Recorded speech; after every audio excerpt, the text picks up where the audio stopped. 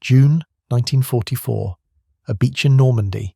British commandos sprint across open sand under a storm of German machine gun fire. Shrapnel screams through the air from mortar rounds detonating every few seconds. Accounts from Normandy describe men feeling impacts against their helmets, blows that should have been fatal. They stagger but keep moving. Later, examining deep gouges in their headgear, they realize the truth. The strange dome-shaped helmet that their mates had mocked for looking like a turtle shell had just saved their lives. The old-style Brody helmet their fathers wore would have let those fragments straight through the temple. This was different. This was British engineering solving a problem that had cost thousands of lives across 2 world wars. The story of the Mark III helmet, the Turtle, begins not in a weapons factory, but in a medical research laboratory. And it begins with a question that should have been asked decades earlier. Why were so many British soldiers dying from head wounds that better design could have prevented? To understand what British engineers created, you first need to understand what they were replacing. The Brody helmet had been the symbol of the British soldier since 1915. That iconic shallow bowl with its wide brim became synonymous with Tommy Atkins in the trenches of the Western Front. Designed by John Leopold Brody, a London-based inventor, and rushed into production after the horrific casualties of 1915, it was created for a specific kind of war. Men standing in trenches while artillery shells rained down from above. The wide brim, measuring between 38 and 51 millimeters, deflected shrapnel falling vertically.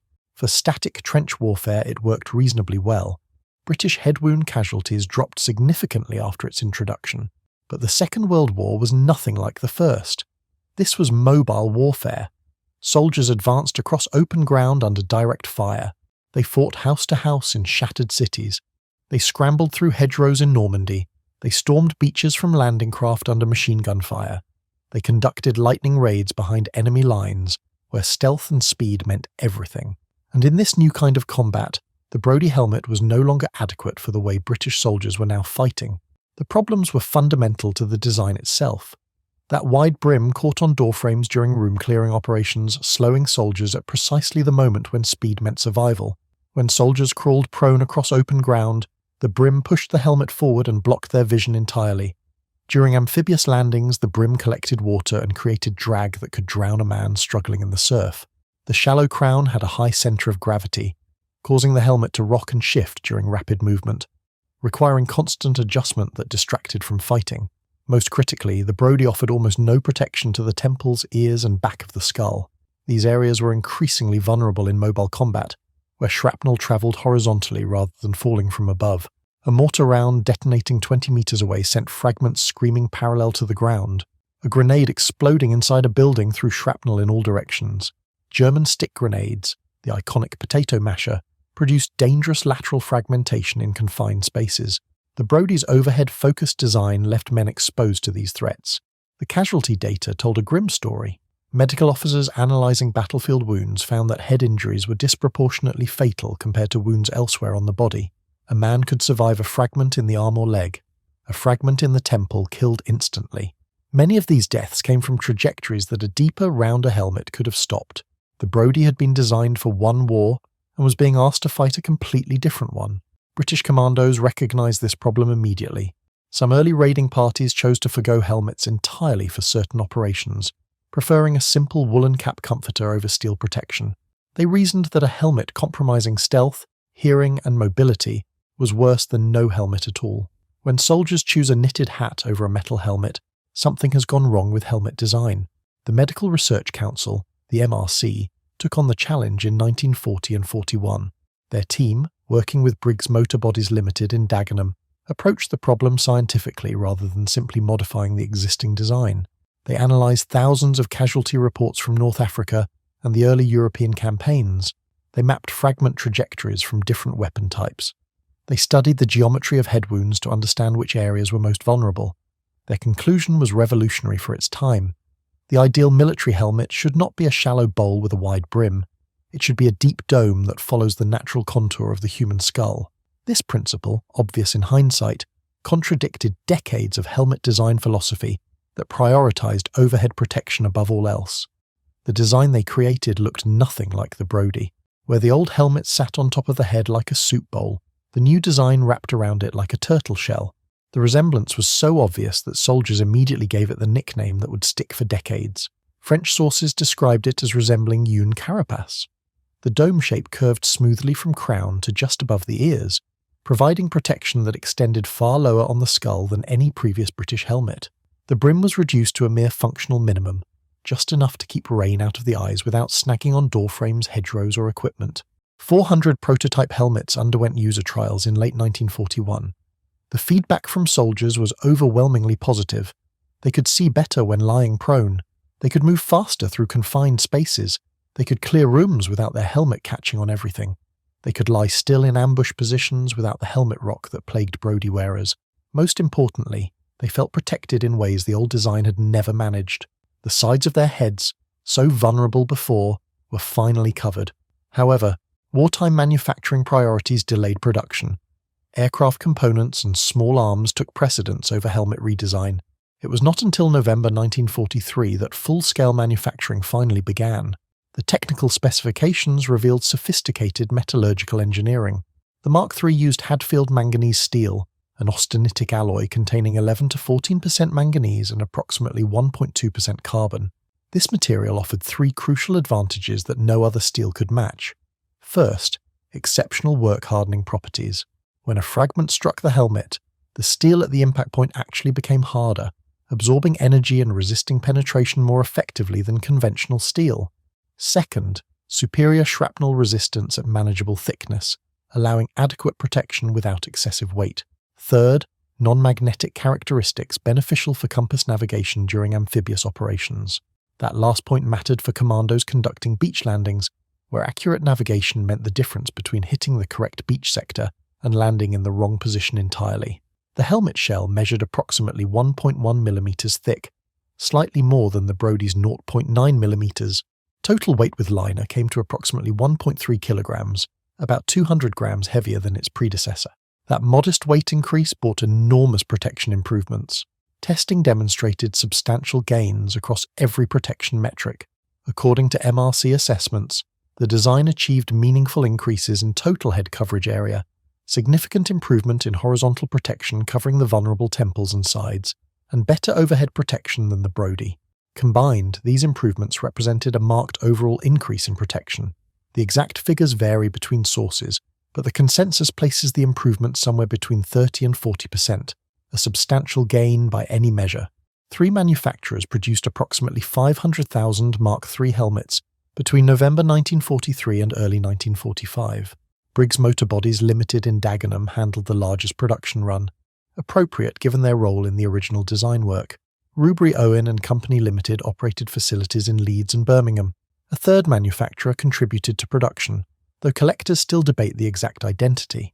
Each helmet received stampings indicating manufacturer, size, and production date, creating a historical record that survives in museum collections and private holdings today. The liner system used black oilskin cloth, mounted on a compressed cardboard frame. Rubber buffers provided standoff between the wearer's head and the steel shell, crucial for absorbing impact energy that would otherwise be transmitted directly to the skull. Available in sizes accommodating head circumferences from 54 to 66 centimeters, the liner attached via a single brass bolt through the crown apex. The chin strap represented another departure from tradition. Instead of the leather straps used on Brodies, the Mark III featured elasticated webbing that provided secure retention during the violent movements of assault operations, while allowing some flex during impacts. Now, before we see how this helmet performed in combat, if you are enjoying this deep dive into British engineering, hit subscribe. It takes a second, costs nothing, and helps the channel grow. Right, let us get into the Mark III's baptism of fire. The helmet received its combat debut on the beaches of Normandy on June 6, 1944. British 3rd Infantry Division troops landing at Sword Beach, and 3rd Canadian Infantry Division soldiers at Juno Beach, wore the new helmet into what would become the largest amphibious invasion in history. Photographs from Imperial War Museum collections show commandos from 1st Special Service Brigade disembarking at Sword Beach, wearing the distinctive turtle-shaped headgear, moving through the surf toward German positions. This timing matters enormously. The Mark III entered service at precisely the moment British forces faced their most demanding combat conditions, storming fortified beaches against prepared German defences with interlocking fields of fire. The reduction in brim size proved immediately valuable as men waded through chest-deep water without the collection and drag problems that had plagued Brody wearers in earlier amphibious exercises. The secure elasticated chin strap meant helmets stayed on during the chaos of the beach assault, rather than being ripped off by waves or lost while scrambling over obstacles. Post-battle medical analysis reported fewer severe head wounds among units equipped with Mark III helmets, relative to those still wearing the older design. This was exactly the outcome the MRC had designed for. Commandos and assault infantry operating in the most dangerous conditions were finally equipped with head protection, designed for their actual tactical requirements, rather than the static warfare of a previous generation. The helmets subsequently saw action throughout the Northwest Europe campaign. Operation Epsom in late June 1944 saw British forces push south from Normandy toward Caen. The brutal urban fighting in Caen through July proved particularly demanding, exactly the kind of close-quarters combat the Mark III had been designed for. Operation Market Garden in September took British airborne forces into the Netherlands. Operation Plunder's Rhine crossing in March 1945 marked the final push into Germany itself. Comparing the Mark III against Allied and enemy helmets reveals how different nations approach the same engineering challenge. The German Stahlhelm offered arguably superior neck and ear coverage through its extended skirt design, but at significant operational cost. The Stahlhelm weighed up to 1.23 kilograms in larger sizes. Its ear extensions impaired hearing in combat, a potentially fatal disadvantage when listening for enemy movement. Its distinctive silhouette made concealment difficult. By 1942, production pressures increasingly shaped German helmet manufacturing decisions, with steel composition changes reflecting material shortages rather than design philosophy. The American M1 helmet took a completely different approach with its innovative two-piece design. A steel outer shell sat over a separate compressed fiber liner that could be worn alone in non-combat situations. At 1.4 kilograms total, the M1 was heavier than the Mark III but could serve utility purposes that the British design could not match. American soldiers used it as a cooking pot, water container, wash basin, and improvised entrenching tool. American analysis found that 54% of hits to M1 helmets did not penetrate, with an estimated 70,000 soldiers saved from death or serious injury by wearing it throughout the war. The Mark III's dome shape provided specific advantages for British assault operations that neither the German nor American designs matched. Curved surfaces deflect projectiles through ricochet rather than absorbing direct impacts, increasing the chance that a fragment would skip off rather than penetrate. The compact profile eliminated snag hazards in close quarters, combat and building clearance. Reduced brim improved upward vision for soldiers advancing on defended positions and climbing over obstacles. The hydrodynamic shape minimized drag during beach landings and river crossings. For the specific demands of commando and assault infantry operations, British engineering had produced a well-suited solution. One persistent myth requires direct address. Stories circulate online about a hidden blade feature supposedly concealed within commando helmets. After comprehensive research, this claim is completely unsubstantiated. Searches across Imperial War Museum collections, Special Operations Executive Equipment catalogues, National Archives references, collector forums and academic sources found zero documentation of any concealed weapon feature in British combat helmets. No prototype designs exist. No veteran accounts mention it. No manufacturing records reference it. No photographs show it. The myth likely stems from confusion with the Special Operations Executive's actual concealed weapons program, which produced genuinely ingenious devices. The lapel dagger, designed by William Fairbairn and Eric Sykes at SOE's Station 12, hid a 2-inch double-edged blade sewn into jacket lapels. The heel knife concealed a blade in leather shoe insoles with an extraction lanyard. The pencil dagger hid a weapon inside a hollowed pencil. SOE even created the penny knife, a 1-inch blade hinged to the bottom of a British 1938 penny. These devices were real. A hidden blade helmet was not. The Mark III saved lives through protection, not concealed weaponry. The Mark III's legacy extends far beyond the Second World War. Its immediate successor, the Mark IV, distinguished by improved lift-the-dot-liner fasteners and lower chin strap rivet placement, remained standard British Army issue until 1986. That represents more than 40 years of continuous service for a design philosophy established in 1941. Post-war Belgian production continued with examples dated 1951, spreading British design influence across European militaries rebuilding after the war. Commonwealth nations adopted similar designs, recognizing that British research had solved a problem facing every army in the world. The fundamental shift from overhead-focused protection to all-around coverage influenced global helmet development for decades afterward. The American PAS GT helmet introduced in 1983, the design that replaced the M1, adopted the same dome-shape principles the British had pioneered 40 years earlier. When the British Army finally transitioned to composite materials in 1985 with the Mark VI, designers retained the dome shape that the MRC had established as effective. That lineage continues through the Mark VII design introduced for Afghanistan and into the current Virtus helmet system. Every British soldier serving today wears head protection, descended from the turtle helmet that assault troops first tested on the beaches of Normandy.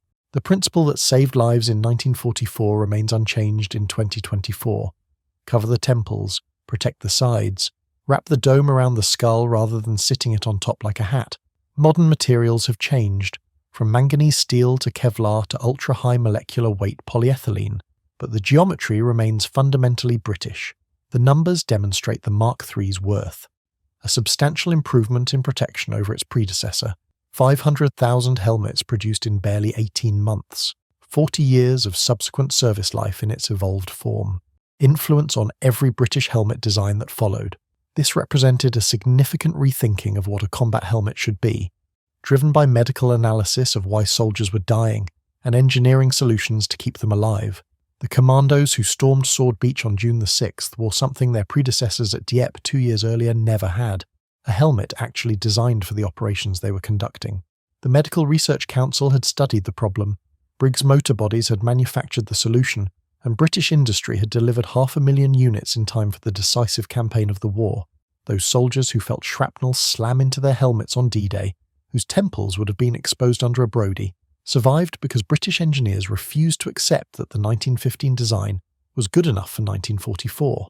They analysed the data, identified the problem, and created something better. Body armour in the Second World War remained primitive, heavy, and impractical for mobile infantry.